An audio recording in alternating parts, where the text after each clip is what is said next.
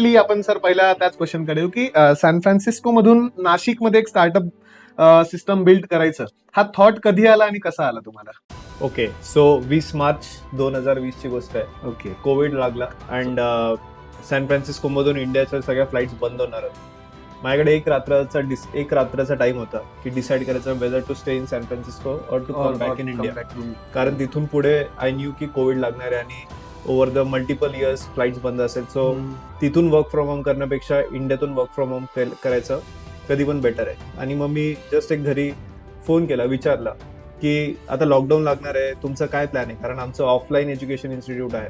So मग घरून मला हाच रिप्लाय आला की 6 मंथ्स एक वीक आपला सगळं बंद असेल ऑफिस, त्याच्यानंतर पुन्हा आपण चालू करणार. त्याने मला कळालं की आपली काहीही तयारी नाही आहे ऑनलाईन घेऊन जाण्याची व्यवसाय. सो आय थॉट की US मध्ये मी राहील, तिथे चांगलं अँबियन्स आहे, इकोसिस्टम आहे, इतकं चांगलं लाईफस्टाईल आहे आणि इतका चांगला जॉब होता माझा. तो ड्रॉप करून इंडियामध्ये यायचं डिसिजन हाच याच्यासाठीच घेतला की इंडियामध्ये मला फ्रीडम आहे. मी स्वतःचा बिझनेसवरती फोकस करतोय की जो खूप मोठा स्केल होऊ शकतो. मी जेव्हा US मध्ये होतो तेव्हा एक सर्टन अमाऊंट कमवत होतो आणि चांगल्या लाईफस्टाईलमध्ये कमवतो. पण आज मी जेव्हा 6 इयर्स डाऊन द लाईन जेव्हा बघतो मी, सो आज मी जी अमाऊंट कमवतोय ती खूप मल्टिपल्स मध्ये माझ्या सॅलरीपेक्षा. सो बिझनेस कधी पण एक नोकरीपेक्षा तर एक खूप चांगलं ऑप्शन आहे असं म्हणायला हरकत नाही. येस.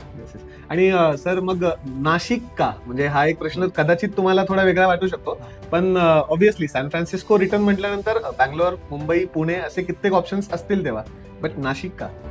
सो आय फील की टियर 2 सिटीचं जे लाईफस्टाईल आहे ते खूप बेटर आहे.